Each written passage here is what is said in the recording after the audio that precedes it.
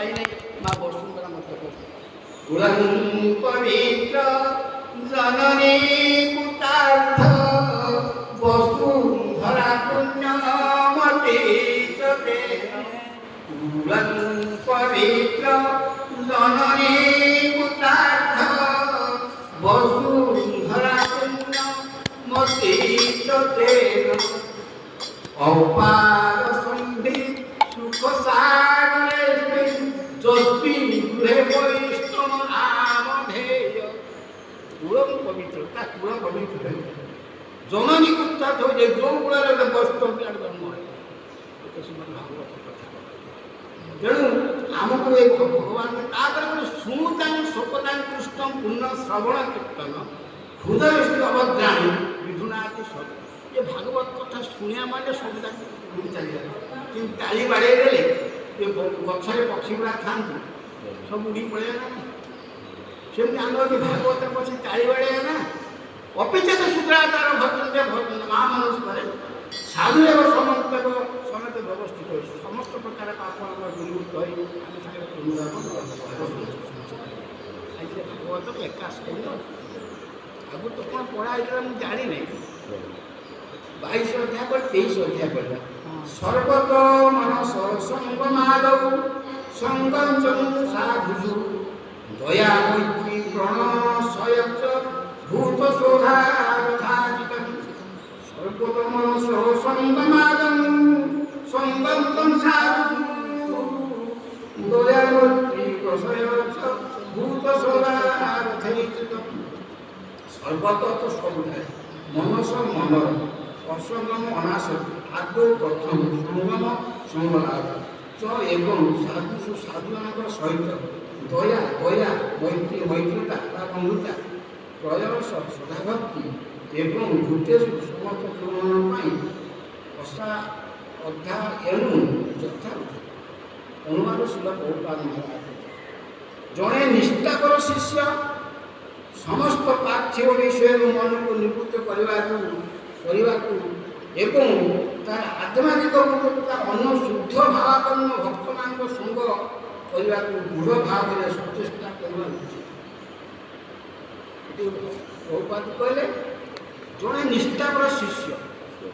ଶିଷ୍ୟ କାହାକୁ ଯାହାର ଶିଖିବାର ଇଚ୍ଛା ଅଛି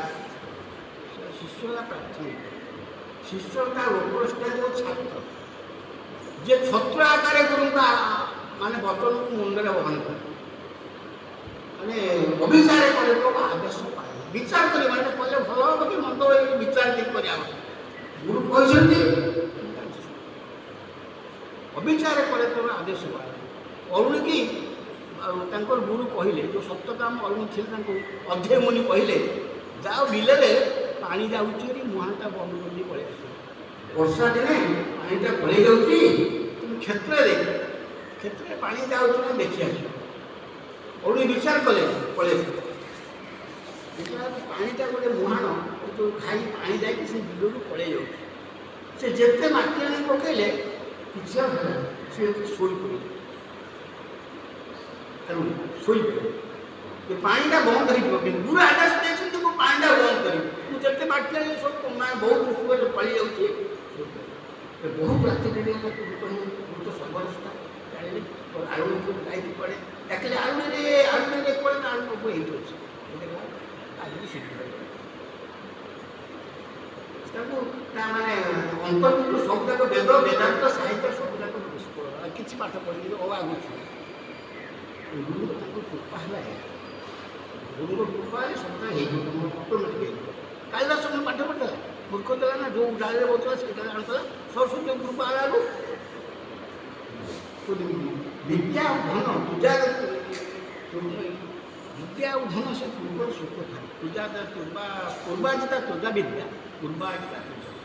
ଆମେ ସୁଖ କରୁଥାଏ ସେଥିପାଇଁ କହିଲେ ଶ୍ରୀମତା ସେବତାଙ୍ଗେ ଯୋଗବାସ୍ତେ ବିଧାୟ ମୁଁ ତୁମକୁ ତୁମେ ଯଦି ଏ ଧର୍ମରେ କରୁଥିବ କୌଣସି ପ୍ରକାର ଅସୁବିଧା ହେଲା ତାହେଲେ ସ୍ୱଳ୍ପସ୍ୱ ମତ୍ପସ୍ୱ ଧର୍ମସ୍ୱ ପ୍ରାୟତଃ ମହତ ଭୟା ତୁମେ ଟିକି ନାକୁ ଧର୍ମ ସାଙ୍ଗ କରିବ ବା ସାଧୁ ସଂକଟ ତାର ଯେଉଁ ଫଳଟା ପାଇବ ବଡ଼ ବଡ଼ ବିପଦକୁ ରକ୍ଷା କରିବ ଖାଲି ସେତିକି ନୁହଁ ମୁଁ ତୁମକୁ ଏମିତି ଗୋଟେ ପରିବାରରେ ଜନ୍ମଗ୍ରହଣ କରିବି କହିବି ଯେ ସୁଚିତାଙ୍କୁ ସୁମତାଙ୍କୁ ଯୋଗଗୋଷ୍ଠୀ ପରିବାର ଯୋଗଗୋଷ୍ଠୀରେ ଯାଏ ତାହେଲେ ତୁମର ସବୁ ପ୍ରକାର ସାର ହେଇଯିବ। ମାନେ ଗୋଟେ ଦେଖନ୍ତୁ ଗୋଟେ ଧନୀ ଘରେ ଗୋଟେ ପିଲାଟା ଜନ୍ମ ହେଲେ ତାର ଘର କରିବାକୁ ପଡ଼ୁଛି। ତା ପୂର୍ବରୁ ତା ଅପମାନରେ ଘର କରିଦେଇଛନ୍ତି। ଟଙ୍କା କେତେ କଷ୍ଟରେ ରୋଜଗାର କରି ତାପରେ ବ୍ୟାଙ୍କ ବାଲାନ୍ସ କରୁଛି ସବୁ ଯାକ ତାପରେ କିଏ ଭୋଗ କରିବ? ସେ ଭୋଗ କରିବ ତାକୁ କିଛି କଷ୍ଟ କରିବ। ପଇସା ରୋଜଗାର କରି କଷ୍ଟ କରିବ। ଘର କରିବାକୁ ଦୁଷ୍ଟ ଭୋଗ କରୁଛି କିଏ? ସେ ଭୋଗ କଲା କାହିଁକି ନା ତାର ପୂର୍ବ ସୁକୃତ ଅଛି। ତୁ କରିଛୁ ଯେତିକି କରିଛୁ ସେତିକି ମୁଁ ଦେଇଦେବି। ଭଗବାନ ସେ ପରିବାର ଏଠି ଜନ୍ମ କରାଯାଏ ତ ତାର ଭଗବାନଙ୍କ ନା ସୁଚିତାର ସେ କଥା ଆଣିକି ଯୋଗବସ୍ତୁକୁ ଯାଏ। ମୁଁ ତ ସୁଚିତାର ଭଲ ପରିବାର ତୁମକୁ ଯାହାଫଳରେ ତୁମର ମାନେ ଇଏଟା ଆରମ୍ଭ ହୋଇଯିବ। ସେ ତୁମର ଯେଉଁ କଳ୍ପକାଳ କିଛି ସମୟ କହିଛ ଶୁଣଟା କ୍ଷଣରେ ବି ସଜ୍ଜନ ସଙ୍ଗତ ରେଖା ଭଗବତୀ ଭଗବାନ କିଛି ନାହିଁ ସତ୍ସଙ୍ଗ ଥରେ ବିଶ୍ୱାମିତ୍ର ପଢ଼ିଦେବା ବିଶ୍ୱାମିତ୍ର ଏବଂ ବଶିଷ୍ଠ ବିଶ୍ୱାମିତ୍ର ଆସିଲେ ବଶିଷ୍ଠଙ୍କୁ ଆସିଲେ ବଶିଷ୍ଠଙ୍କୁ ଆସିଲେ ବଶିଷ୍ଠ ମହାସାଧୁ ବଶିଷ୍ଠ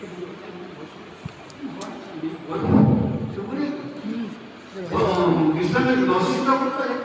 ବିଶ୍ୱାମିତ୍ର ବହୁତ ସମ୍ମାନ କାହିଁକି ଜାଣିଛନ୍ତି ବଶିଷ୍ଠ ବିଶ୍ୱାମିତ୍ର ମହା କ୍ରୋଧ ସାଙ୍ଗେ ସାଙ୍ଗେ କ୍ରୋଧ ହେଇଗଲେ ବହୁତ ରାଜୀବ ସମ୍ମାନ ଦେଲେ ଆଉ ତାଙ୍କ ଆସନ ପାଦାସନ ଏଇସବୁ ପ୍ରକାର ଦେଇ ଖାଇବା ପିଇବା ଦେଇ ବସ୍ତ୍ର ଦାନ କରି ଏବଂ ଫେରିଲେ ବହୁତ ପ୍ରଣାମ କଲେ ଏବଂ କିଛି ଦକ୍ଷିଣା ମଧ୍ୟ ସ୍ୱରୂପ ଦେଲେ। ସେ ସବୁ ପ୍ରକାର ଦେଇକି ବିଶ୍ୱାମିତ୍ର ଭୁଲ କହିଲି ବଶିଷ୍ଠ ଆସିଥିଲେ ବିଶ୍ୱାମିତ୍ର କଲେ ବଶିଷ୍ଠ ସବୁ କରିଦେଲେ ବିଶ୍ୱାମିତ୍ର କଲେ ବଶିଷ୍ଠ ଏସବୁ ପ୍ରକାର ଦେଇଗଲା ପରେ ବଶିଷ୍ଠ ଫେରିଲେ ବଶିଷ୍ଠ କିଛି ତାଙ୍କୁ ଦେଇଦେଲେ ସମ୍ମାନ ଦେଲେ କିନ୍ତୁ କିଛି ଦେଲେ ତାପରେ ତୁମେ ଦକ୍ଷିଣା ସ୍ୱରୂପରେ ଆମେ ଦୁଇ ଜଣ ବସି କ୍ଷଣିକ କାଳରେ ସାଧୁ ସଙ୍ଗ କଲେ ଆଉ ଭଗବତ କଥା ଆଲୋଚନା କଲେ ତାର ଫଳଟା ମୁଁ ତମକୁ ପ୍ରଦାନ କରେ। ସେ ତାକୁ ଅନେକ ଧନ ସମ୍ପତ୍ତି ଦେଲେ କିନ୍ତୁ ଇଏ କିଛି ନ ଦେଇବି ମାନେ କ୍ଷଣିକ ସାଧୁ ସଙ୍ଗ କଲେ ସାଧୁ ସଙ୍ଗର ଫଳଟା ମନଟି ମନା ମୁଁ ତାକୁ ଏକ ଉଦ୍ଭାବନ ଲୋକ ମୁଦ୍ରା ଦେଲି ଆଉ ମାନେ ଆସନ ଅଳଙ୍କାର ଏସବୁ ଦେଲି କିନ୍ତୁ ମୋତେ ସେ ଦେଲେ ବଶିଷ୍ଠ ଆପଣଙ୍କ ମନ ଦୁଃଖ ନା ଠିକ୍ ଅଛି ଆପଣଙ୍କର ଯେଉଁ ଧନ ସମ୍ପତ୍ତି ଗୁଡ଼ା କରିଦେଲେ ତାର ମୂଲ୍ୟ ଅଧିକା ନା ଆମେ ଯେଉଁ କ୍ଷଣିକୁ ସାଧୁ ସଙ୍ଗ କରୁ ତାର ମୂଲ୍ୟ ଅଧିକ ତାର ଯିବା ପଚାରିବା ନା ବ୍ରହ୍ମଦେବ ସୃଷ୍ଟିକର୍ତ୍ତା ସିଏ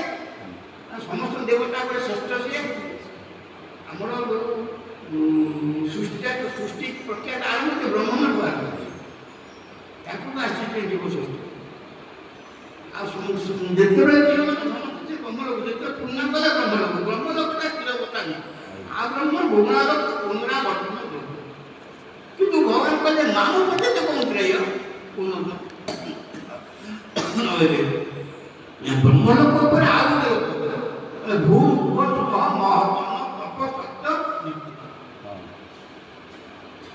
ବ୍ରହ୍ମ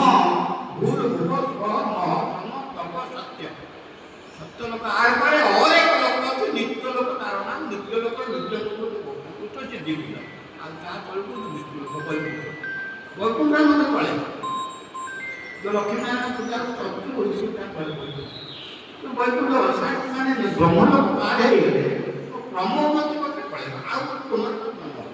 ব্রহ্মলোকটা পার হওয়ার পড়ে তো কে পার করব ভারতের মুক্ত কেন্দ্র সে ব্রহ্মলোক পার হয়ে ব্রহ্মলোক তত্ত্ব বৈতরণী পড়ব এনারে গুরু কর্ণধার মুই অনুকূল ওড়িয়া ভাষা তেমন আমাকে প্রথমে এই কথাটা নিজে গুরু কহিলে বিদ্যা নুহি কিছু আকুল বৈকুলই সেই সহস্রে শিবলিঙ্গ বুঝিলে যে পুণ্য তৈর শব্দে অধিক শ্রী গুরু দর্শন কোটিরাজ স্বয়ং কলে যেতে ফল লই গুরু শিষ্য দেবে এটা কইলে রকমি কইলে সে রাজস্ব গন্ধাম বলল কইলে ছাড় এই কইলে অনেক কথা দিব সেগুলো কলে ব্রহ্মা ব্রহ্মা দেখতে বিশ্বামিত্র বৈশিষ্ট দুইজন তাকে মানে মহারাজ তাকে যে ভরসানো তাকে কইবে তাহলে সৃষ্টি ক্ষেত্রে এতে ব্যস্ত ଅଛି ତାପରେ এই কথা କହିବା ପାଇଁ ମାନେ ମୁଁ ବିଷ୍ଣୁ ବିଷ୍ଣୁ ମାନେ ବିଷ୍ଣୁ ଦେଖେ ତ ଇଏ ଦିନ କାହା କହିବି ବିଷାଦ ଦେବ ବିଷାଦ ନା ସେ କିଛି କହିବି ଶିବ ଶିବ କହିଲେ ମୁଁ କ'ଣ କହିବି ସମୁଦ୍ର ମଧ୍ୟରେ ବିଶ୍ୱଟା ଭାଇ ଆମ ଦେବତାର ବାଧ୍ୟ କରି ଦେବେ ଯାହାକୁ ମୋର କଣ୍ଠ ଜଳୁଛି ମୁଁ ପାଣିରେ ବୁଡ଼ିକି ଅଛି ମୁଁ କହିଦେଲି ତୁମେ ଗୋଟେ କାମ କର ବାସୁକି ନାଗ ପାଖକୁ ଯାଅ ପାକାଳରେ ବାସୁକି ନାଗ ପାଖ ଯାଇକି ପହଞ୍ଚିଲେ ବିଶ୍ୱାମିତ୍ରରେ ବାସୁକି ଦେଖିଲା ମାନେ ଆଶ୍ଚର୍ଯ୍ୟ ହେଇଗଲା ଦୁଇଟାରୁ ସେ କୁଆଡ଼େ ଆସୁଛି କ'ଣ କରିଥାନ୍ତି ମୋର ବେଳା କ'ଣ ଖରାପ ହେଲା ବାସୁକ ବାସୁକି ଯାଇକି ସାଙ୍ଗେ ସାଙ୍ଗେ କ'ଣ କରୁ देखला प्रभु आम कौन सब वृत्तांत कहले कहले आम जाइलु ए मंडल आम ब्रह्म जाइलु विष्णु पर्वत शुरू आपण ମୁଁ କହିଦେବି ଯେ ଆପଣଙ୍କ ସମସ୍ୟାଟା ମୁଁ ଜାଣି ସାରିଲାଣି ଆପଣଙ୍କ ସମସ୍ୟା ଯେ ସାଧୁସଂଘର ଫଳ ଅଧିକା ନା ଭୌତିକ ଜନସଂଘରେ ଅଧିକା କିନ୍ତୁ ଆପଣଙ୍କ ମନ ଟିକେ ମନା ହେଇଛି ଠିକ୍ ଅଛି ମୁଁ କ'ଣ କରିବି ବର୍ତ୍ତମାନ ପୃଥିବୀକୁ ମୁଁ ନେଇକି ରଖିଛି ମୁଁ ଯଦି ମୋ ବନ୍ଧୁ ଆପଣଙ୍କ କଥାଟା ମୋ ମୁଣ୍ଡରେ ବ୍ରେନ୍ରେ ଚିନ୍ତା କରିବି ନା ବିଚାର କରିବି ନା ମୋ ମୁଣ୍ଡରେ ଗୋଟେ ପ୍ଲେସ୍ ଦିଆହେଇଛି ପୃଥିବୀଟା ମୁଁ ନେଇକି ରଖିଛି ଆପଣଙ୍କ ଭିତରୁ କିଏ ଯଦି କ୍ଷଣିକ ପାଇଁ ଏ ପୃଥିବୀଟା ଟେକିକି ଧରିଦେବ ମୁଣ୍ଡଟା ଛାଡ଼ିଦେବି ମୁଣ୍ଡ ଆପଣଙ୍କ କଥାଟା ବିଚାର କରିଛି ଦେଖ ବାସୁ କେତେ ମାନେ ପୃଥିବୀ ବାସୁକି ଧରିଛି ନା ତେଣୁକରି ମୋର ମୁଣ୍ଡରୁ ସେ ଭାରଟା ସେ ନିଏ ତମ ଦୁଇ ଜଣ ଭିତରେ କିଏ ଭାରଟା ନେଇପାରେ ତାହେଲେ ମୁଁ ମୁଣ୍ଡଟା ଛାଡ଼ିଦେବି ତାପରେ ଆପଣଙ୍କ କଥା ବିଚାର କରିବେ ମୁଁ କହିବି ବିଶ୍ୱାସ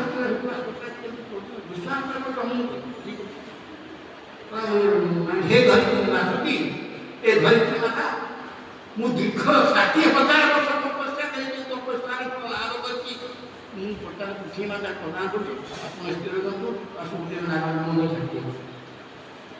ବାସୁଦେବ ମୁଣ୍ଡ ଛାଡ଼ିଲା ପୃଥିବୀ ତଳେ ପଡ଼ିବ ସ୍ଥିର ହୋଇଗଲି ପୁରା ସ୍ଥିର ହଉ ନାହିଁ କ'ଣ ଛାଡ଼ି ପୃଥିବୀ ବଶିଷ୍ଠ କହିବ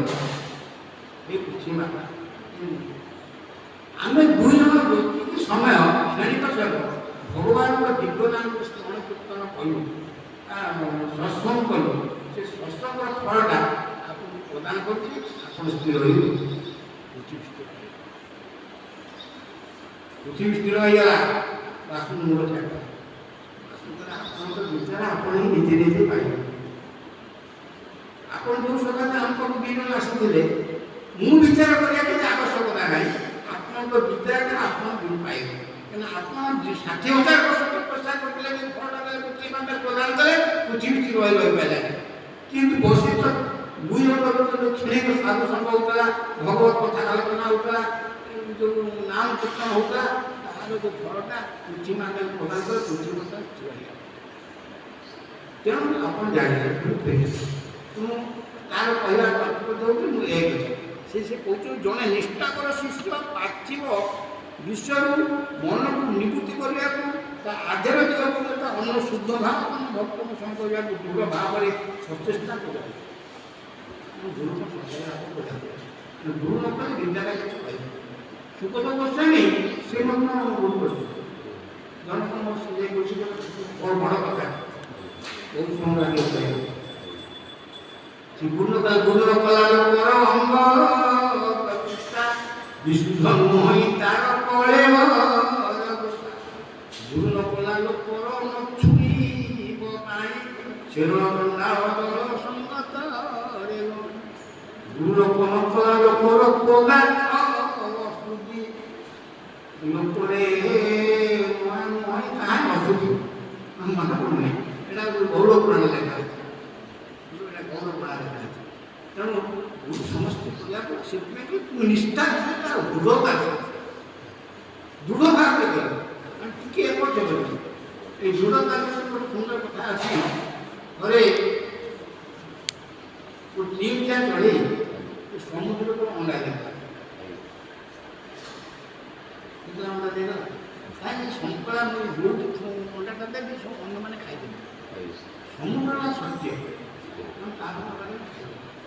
କିସ କରିବେ ଅଣ୍ଡା ଦେଇକି ଆସିଲା ସମୁଦ୍ର ଢେଉ ଆସିଲା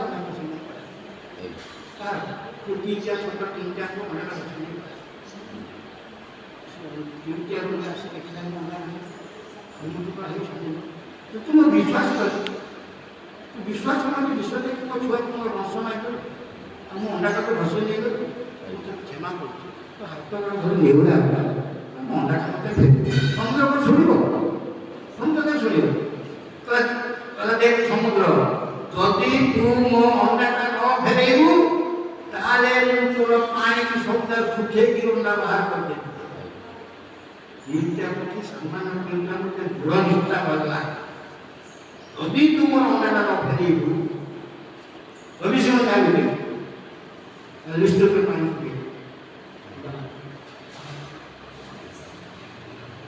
ଚବିଶ ମିନିଟ୍ ଆଇ 48 ମିନିଟ୍ ଆଇଲା ସେ କାହିଁ ଶୁଣିବ ଇଏ କ'ଣ କଲା ପାଣି ନେଇକି ସବୁ ପକ୍ଷୀମାନେ ଦେଖିଲେ କ'ଣ କରୁଛୁ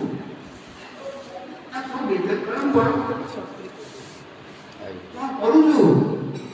କ'ଣ କରିବୁ ପ୍ରତିଜ୍ଞା କରି କହିଛି ସମୁଦ୍ର ତୁ ନା ତୁ ମାନେ ଆମ ପକ୍ଷୀ ସମାଜ ମଧ୍ୟ ଲାଗିଲେ କ'ଣ କି ଶୁଖି କରିବା ଜଳ ତିନି ଭାଗ ତଳ ଭାଗିକି ତିନି ଭାଗ ତଳ ଶୁଖେଇକି ଅସମ୍ଭବ ତମେ ମୋତେ ସାହାଯ୍ୟ କର ମୁଁ ଯେଉଁ କଥାଟା ଦୃଢ଼ ନିଷ୍ପତ୍ତି ମୋତେ ଟିକେ ପ୍ରତିବାଦ କର ତୁ ମୋତେ ସାହାଯ୍ୟ କଲେ ଖୁସି କିନ୍ତୁ ମୋ କାମକୁ ନିଶ୍ଚିତ ମୁଁ ନ କରି ପାରିବି ଠିକ୍ ଅଛି କ'ଣ ଅସୁବିଧା ଅଛି ମୁଁ ଆଜି ମୁଁ ଚେଷ୍ଟା କରେ ମୁଁ ମରିବା ପର୍ଯ୍ୟନ୍ତ ମୁଁ ଚେଷ୍ଟା ଯଦି ନ କରିପାରିବି ନ କଲେ ନାହିଁ କ'ଣ ଅଛି ସେଥିପାଇଁ ମୋର କିଛି ନାହିଁ ଏମିତି ନିଶ୍ଚିତ ଦେଖିକି ସବୁ ପକ୍ଷୀ ସମାଜ ଏକାଠି ହେବେ କ'ଣ କରିବା ଆମର ପକ୍ଷୀର ନେତା କିଏ ପକ୍ଷୀ ସମାଜ ନେତା ପ୍ରେସିଡେଣ୍ଟ ନା ନ୍ୟୁୟର୍କ ପ୍ରେସିଡେନ୍ସି ପ୍ରେସିଡେଣ୍ଟ ଗୌଡ଼ କେଉଁଠି ଅଛି ଗୌଡ଼ ବିଷ୍ଣୁ ପାଖରେ ଅଛି ବାହନ ବିଷ୍ଣୁ ବାହନ ବି ଗୌଡ଼ ଅଛି ପାଗା ଆମର ସଭା ଅଛି ଆଉ ସଭାରେ ଆପଣ ହୋଟେଲ ମାନେ ଅଛି ହଁ ତୁମେ ଜାଣିଛ ସନ୍ଧ୍ୟାବେଳେ ଯାଇ ଘଟଣା ଅଛି କେଉଁଟା କଥା ହେଇଛି ଘଟଣା ଷ୍ଟ୍ରାଇକ୍ କରିବା ଗୌଡ଼ ହେଲା ସଭାପତି ହେଇକି ସଭାପତି ହେଇକି ଷ୍ଟ୍ରାଇକ୍ ଆଜି କ'ଣ ଅନଶନ କଲେ ଆମ ଅନଶନ କଲେ ଆମର ଯଦି ଯେପର୍ଯ୍ୟନ୍ତ ଗୌଡ଼ ଏ ନ ଫେରିକି ଅନ୍ୟ ଏମିତି କରୁନାହାନ୍ତି ନେତାମାନେ ସେ ତାଙ୍କର ବି ଥିଲା ସେମିତି କରୁଥିଲେ ଏମିତି କିଛି ଦିନେ ଗୋଟେ ଦିନରେ ଦୁଇ ଦିନରେ ଭଗବାନଙ୍କର କାମ ପଡ଼େ ଗୌର ପଡ଼େ ନାଗ ଗୌର ଗୌର ମାନେ ଇଟିଂରେ ହେଉଛି ଷ୍ଟ୍ରାଇକ୍ରେ ହେଉଛି ନା କ'ଣ ଷ୍ଟ୍ରାଇକ୍ ନା ଏଇଭଳି ଚାଲ ଯିବା ଭଗବାନ କହିବେ ମାଛ ଆସିକି ଗୌର କହିଲେ କ'ଣ ଘଟଣା ହେଇଗଲା ଠିକ୍ ଅଛି ଏ ସମୁଦ୍ର ଗୌର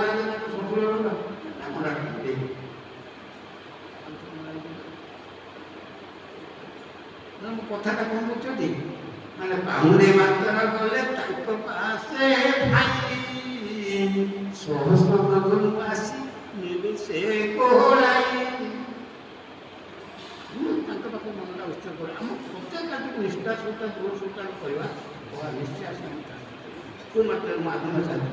ତିନିଟା କ'ଣ ଜାଣିଥିଲା କି ସ୍ୱୟଂ ଭଗବାନ ଆସିବେ ତାକୁ ମନଟାକୁ ଉଦ୍ଧାର କରିଦେବେ ଦୃଢ଼ତା ନିଷ୍ଠା ତା ବିଶ୍ୱାସ ଯଦି ରହିବ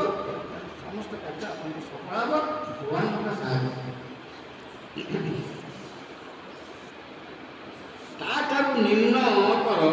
ମର୍ଯ୍ୟାଦା ଦାସ ସପନ ସମସ୍ତଙ୍କ ପ୍ରତି କୃପା ପ୍ରଦର୍ଶନ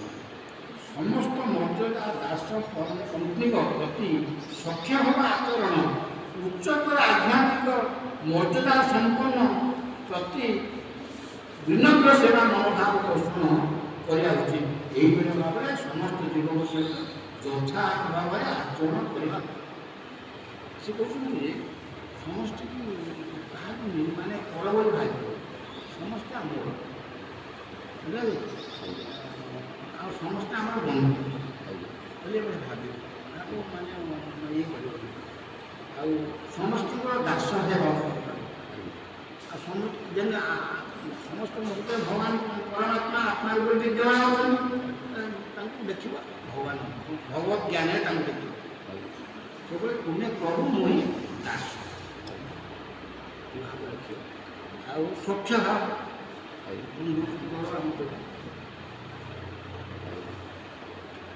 ଶ୍ରୀର ମାଧବାଚାର୍ଯ୍ୟ ଗୌରପୁରାଣରେ ଭକ୍ତି ସୁଧାର କରି ବୁଝାଇଛନ୍ତି ଯେ ଏହି ବିଶ୍ୱ ବ୍ରହ୍ମାଣ୍ଡ ମଧ୍ୟରେ ଯେଉଁମାନେ ଦେବତା ମହର୍ଷି କିମ୍ବା ପୁଣ୍ୟାତ୍ମ ପୁରୁଷ ରୂପେ ଜନ୍ମଗ୍ରହଣ କରନ୍ତି ସେମାନଙ୍କୁ ସନ୍ଥ ଅର୍ଥାତ୍ ସାଧୁ ପୁରୁଷ ବୋଲି କୁହାଯାଏ। ଶ୍ରୀମଦ୍ ଭାଗବତର ଗୀତା ଅନୁସାରେ ତ୍ରୈଗୁଣ ବିଷୟ ଦେବା, ଶ୍ରୀମଦ୍ ଭାଗବତରେ 3 ଗୁଣ କଥା କୁହାଯାଇଛି, ସତ୍ୱଗୁଣ, ରଜଗୁଣ, କିନ୍ତୁ ସେଠି ଆଉ ଗୋଟେ ଉଚ୍ଚତର ଗୁଣ କ୍ଷୟ କଥା 14 ଅଧ୍ୟାୟ, 14 ଅଧ୍ୟାୟ ଗୁଣ କ୍ଷୟ 13 ଅଧ୍ୟାୟ, ସତ୍ୱଗୁଣ, ରଜଗୁଣ, ତମଗୁଣ କଥା କୁହାଯାଇଛି। ମୈତ୍ରୀ ଗୁଣ କ'ଣ କହିଛି? ସତ୍ୱଗୁଣଟା ହେଲେ ସ୍ୱସ୍ୱରୂପ ଭଗବାନଙ୍କୁ ଜାଣିବେ, କି 3 ଗୁଣ ବୁଦ୍ଧରେ ମୈତ୍ରୀ ଗୁଣ ହବାର ଏ ଅର୍ଜୁନ ଏ 3 ଗୁଣ ଅର୍ଜନ କଲେ ଅର୍ଜୁନ ପାଇବେ, ମୋତେ ତା ଜାଣିବେ। ରଜଗୁଣ, ରଜଗୁଣ, ତମଗୁଣ, ସତ୍ୱଗୁଣ। ସତ୍ୱଗୁଣ ଜାଣିଲେ ଭଗବାନ ଜାଣିବେ, ତାଙ୍କ କାର୍ଯ୍ୟ ଫଳାଫଳ ଜାଣିବେ, କିନ୍ତୁ ତ୍ରିଗୁଣ ବିଷୟ ଦେବ ମୈତ୍ରୀ ଗୁଣ ଅର୍ଜୁନ। ମୁଁ ତ 3 ଗୁଣ ବୁଦ୍ଧ କଥା କହୁଛି, ଶୁଦ୍ଧ ସତ୍ୱଗୁଣ, ଶୁଦ୍ଧ ସତ୍ୟ, ସେଇ ଗୁଣଟାକୁ ସାଧନ କଲେ ତୁମେ ମୋର ମୁଁ। এইটা হচ্ছে ବହୁତ ଉଦାର ଭଲ ଭାବରେ ବର୍ଣ୍ଣନା କରାଯାଇଛି। ବୈଦିକ ସାହିତ୍ୟରେ ବର୍ଣ୍ଣିତ ବର୍ଣ୍ଣାଶ୍ରମ ସଂସ୍କୃତିର ମୁଖ୍ୟତଃ ପ୍ରକୃତିର ତ୍ରିଗୁଣ ମଧ୍ୟରେ ସଂଘର୍ଷ କରୁଥିବା ଝିଅମାନଙ୍କ ବିଷୟରେ ବର୍ଣ୍ଣନା କରାଯାଇଛି। ବୈଦିକ ଶାସ୍ତ୍ର ସମୟରେ ଏ ପ୍ରକାର ବଧ ଜୀବଗୁଡ଼ିକୁ ଉପଦେଶ ପ୍ରଦାନ କରାଯାଇଛି ଯେ କେବଳ ମାତ୍ର ତୃଣମତ ମାଧ୍ୟମରେ ଭୌତିକ ସୁଖ ଅର୍ଜନ କରାଯାଇପାରେ। ଆମକୁ ବଦ୍ଧ ଜୀବ ବୋଲି କୁହାଯାଇଛି। ଦେଖନ୍ତୁ ବଦ୍ଧ ଜୀବ, ଆମେ ସମସ୍ତେ ବଦ୍ଧ ଜୀବ, ଆମେ ସବୁ ବନ୍ଧନରେ ପଡ଼ିଯାଇଛୁ। କେଉଁ ବନ୍ଧନ? ସଂସାର ବନ୍ଧନ, ସଂସାର ମାୟା ବନ୍ଧନ କଠୋରୁ କଠିନ ଫିଟାଇ ଦେବାକୁ ସେତ ଦେବେ ରେ ସନ୍ଧାନ। ସଂସାରଟା ମାୟାଟା ଆମ କାମ ସବୁ ରୋଗ ଆମେ ସମସ୍ତେ ମନ୍ଦି ହେଇଛୁ, ଆମେ ଫିଟେଇବ କି? ଯେଉଁମାନେ ବନ୍ଧନରେ ମୁକ୍ତ ଅଛନ୍ତି ସେଇମାନେ ତୁମେ ବନ୍ଧା ହେଇଛ, ମୁଁ ବନ୍ଧା ହେଇଛି। ତୁମେ କହୁଛ ମୋତେ ଭଲ, ମୁଁ କହୁଛି ତାହେଲେ ଆମେ 2 ଜଣ ଲୋକ ବନ୍ଧା ହେଇଛି। ଆଉ ଜଣେ ମୁକ୍ତ ପୁରୁଷ ଯିଏ ଥିବ ସିଏ ଆସି ଫେରିବ, ସେ ବନ୍ଧା ହେଇନି। ସେ ମୁକ୍ତ ପୁରୁଷ କିଏ? ସାଧୁଗୁରୁ ବୈଷ୍ଣବ ବିରକ୍ତି ଲେଖିନାହାନ୍ତି, କଥାବାର୍ତ୍ତାଟା ଦେଖୁଛି। ବୈଦିକ ଶାସ୍ତ୍ର ସମୟରେ ଏ ପ୍ରକାର ବଦ୍ଧ ଜୀବମାନଙ୍କୁ ଉପଦେଶ ପ୍ରଦାନ କରାଯାଇଛି ଯେ କେବଳ ମାତ୍ର ପୂର୍ଣ୍ଣବ୍ରହ୍ମ ମାତ୍ରାରେ ଭୌତିକ ସୁଖ ଅର୍ଜନ ପୁଣ୍ୟ। ଏ ବିଚାର ପ୍ରକୃତ ତ୍ରିଗୁଣ ମଧ୍ୟରେ ସର୍ବାଧିକ ଗୁଣମାନ ଜୀବଗଣ ଦେବତା ରୂପେ ଗଣ୍ୟ ଅଟନ୍ତି। ଋଷିବର୍ଗ ଅର୍ଥାତ୍ ବିଶ୍ୱ ବ୍ରହ୍ମାଣ୍ଡର ମହର୍ଷି ଋଷିଗଣ ଯେଉଁମାନେ ଇଚ୍ଛା ମାତ୍ରରେ ବିଭିନ୍ନ ଗ୍ରହରେ ଭ୍ରମଣ କରିପାରନ୍ତି, ଯେଉଁମାନେ ଯୌଗିକ କ୍ଷମତାର ଅନୁଶୀଳନ କରନ୍ତି ସେମାନଙ୍କୁ ଦେବତାମାନଙ୍କୁ ଅପାଇକି ନିମ୍ନ ସ୍ଥିତିକୁ ବୋଲି ବିବେଚନା କରେ। ପୃଥିବୀରେ ଯେଉଁ ସବୁ ମନୁଷ୍ୟ ଉପଯୁକ୍ତ ଭାବରେ ବୈଦିକ କ୍ରିୟା ନେଇ ପାଳନ କରିଥାନ୍ତି ସେମାନଙ୍କୁ ତୃତୀୟ ଶ୍ରେଣୀର ସର୍ବନିମ୍ନ ପର୍ଯ୍ୟାୟରେ ସନ୍ଥ ସାଧୁ ପୁରୁଷ ବୋଲି ବିଚାର କରାଯାଏ। କିନ୍ତୁ ଭଗବାନଙ୍କ ଭକ୍ତ ଭୁକ୍ତ ପ୍ରକୃତିର ତ୍ରିଗୁଣକୁ ଯେଉଁମାନେ ଭଗବାନଙ୍କ ଶରଣ ନେଇନାହାନ୍ତି, ଭଗବାନ ମୋର ଶରଣ ନେଇବ ତ୍ରିଗୁଣ ସେଠି ଆଉ ସତ୍ୱଗୁଣ ରଜଗୁଣ ତ୍ରିଗୁଣ ହେଇଗଲା। ଯେପରି ଉପରେ ଏକାନ୍ତ ଦାର ନେବୁ, ଉପରେ ଏକାନ୍ତ ଦାର ନେବୁ, ଇଏ ବି ମୃତ୍ୟୁ ତମର ଆଉ ଗୋଟେ ଧୂଆଁ ଧୂଆଁ କିଛି କାମ କରିବ ଅଳ୍ପ କ'ଣ ରହିବ ତୁମେ ସାଙ୍ଗେ ସାଙ୍ଗେ 3 ଦିନକୁ କରିବ କାରଣ ସେ ଅଗ୍ନିସ୍ୱରୂପ ଅଗ୍ନିଦେବ ସ୍ମୃତି ମାରିବାକୁ ପଡ଼ିବ ସ୍ପର୍ଶନଟାକୁ ଗୋଟେ ଛୁଇଁଦେବେ ସେ ଘରଟା ସାଙ୍ଗେ ସାଙ୍ଗେ ସୁନା ସେ ମାନେ ଆଧ୍ୟାତ୍ମିକ ଶୁଦ୍ଧ ସାଧୁ ଯେଉଁମାନେ ଅଛନ୍ତି ସେମାନେ ସବୁ ସ୍ପର୍ଶନ ମାୟାମୁକ୍ତ ସବୁ ମାୟାର ଅତୀତ ତାଙ୍କୁ କୌଣସି ପ୍ରକାର ମାୟା ମଧ୍ୟ ତାଙ୍କର ନାହିଁ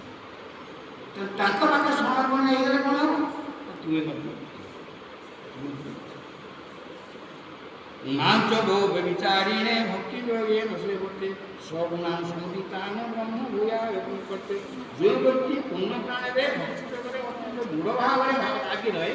जहाँ कौन सा अवस्था नहीं भी प्रथम हुए नहीं तो संदेह के दुख पवित्र को अतिक्रम कर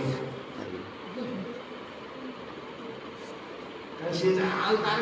मोर कौन है कि ना तुम किसी बुढ़िया आवश्यकता है अत्यंत से पूर्ण प्राण में भक्ति लोग भक्ति लोग नबला भक्ति करते प्रथम भक्ति का नाम बोला है श्रवण श्रवण कीर्तन बिंदु प्राण मान श्रवण अर्चन गुणनाश सत्या जे कौन प्रथम ता तो श्रवण और मंगल माने जीवन विस्तार शुनिया विषय में गोटे कथा अच्छी यहीपरि भाव में भगवान श्रीकृष्ण स्पष्ट भाव में कहते भक्ति जगह नीति नियम को विच्युत हो नथिला वैष्णव त्रिगुण प्रभाव को अतिक्रम कर जो चिंता गुण भक्ति जगह विच्युत हो नवता गोटे भक्ति श्रेष्ठता सत्य कौन कर तुम त्रिगुण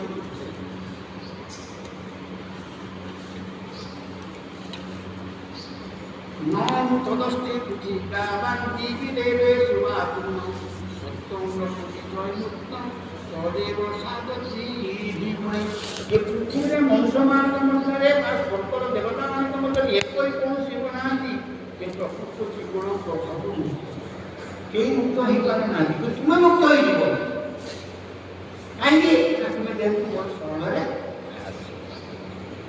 ये भूत प्रकृत जीवन कलमुस्तारू देवता गण मुक्त नुह जड़े शुद्ध भक्त भगवत भक्ति वास्तविक गुणान्वित अर्थात मायर प्रभाव मुक्त से मुक्त नुहति बड़ बड़ देवता मैंने मुक्त नुहति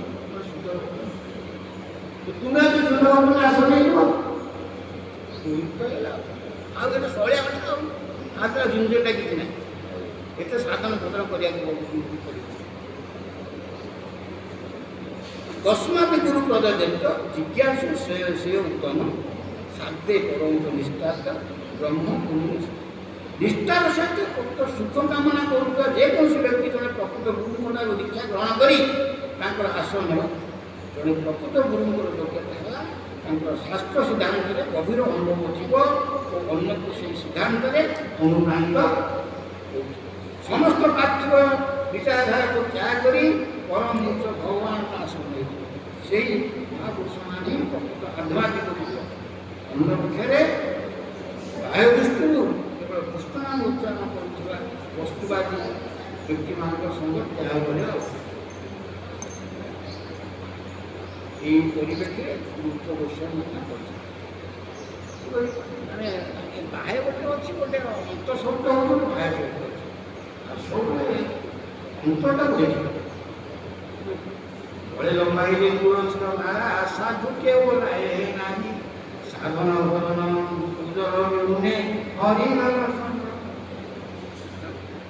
मुखे गिर रखी पेटे विष रखी लोक भंडीवा परमार्थ चिंता करिले चिंता हरिण ये जाना दरकार साधन है तो साधन अति गृहदान कथा आज भगवान सखेती मन सखेती मता सखेती मता प्रसव मोर सखा बंधु कहूँगी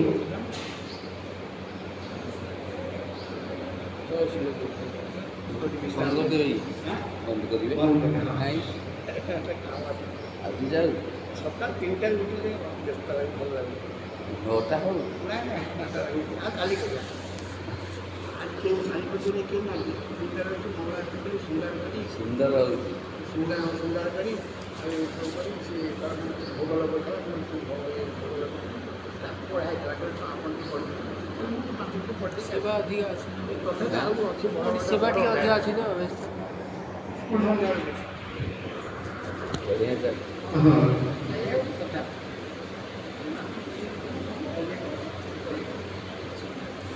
ସୁନ୍ଦର ଭାବରେ ସତ୍ସଙ୍ଗ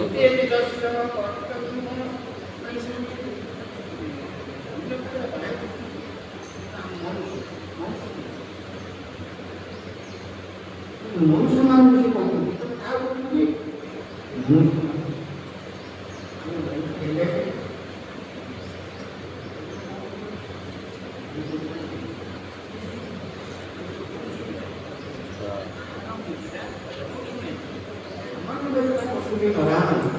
धर्म नीति ये बड़ा विश्वास है mana hina orang देखो हमको वर्तमान तो स्थापना करने पर मनुष्य को आत्मा मनुष्य के जो माने मन को ईश्वर करते साधना करते मन वेला याद मन का कार्य देश शास्त्र विधि करते हैं दिशानिर्देशन वर्तते हैं अस्मात् शास्त्र प्रमाण होते कार्य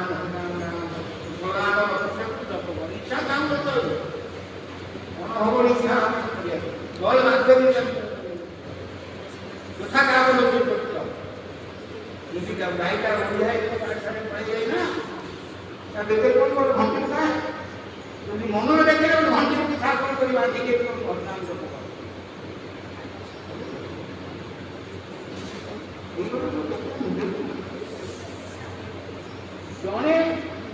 वस्तुवादी व्यक्ति निष्ठार सहित आध्यात्मिक उन्नति अभिलाष सुधार उत्तम निकट आसे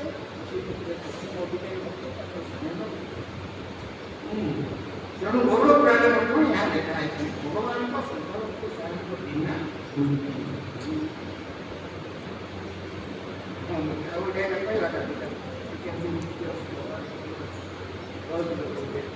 हे प्रभु हे प्रभु हे আপনারা ପ୍ରଭୁ क्या करते हैं ଆପଣ ଆମର ବି ଗୋଟେ ସୌଭାଗ୍ୟ ଅଛି ଆମେ ଆମର ସୌଭାଗ୍ୟରେ ଆଜି ଆପଣଙ୍କ ପାଖରୁ ଯାହା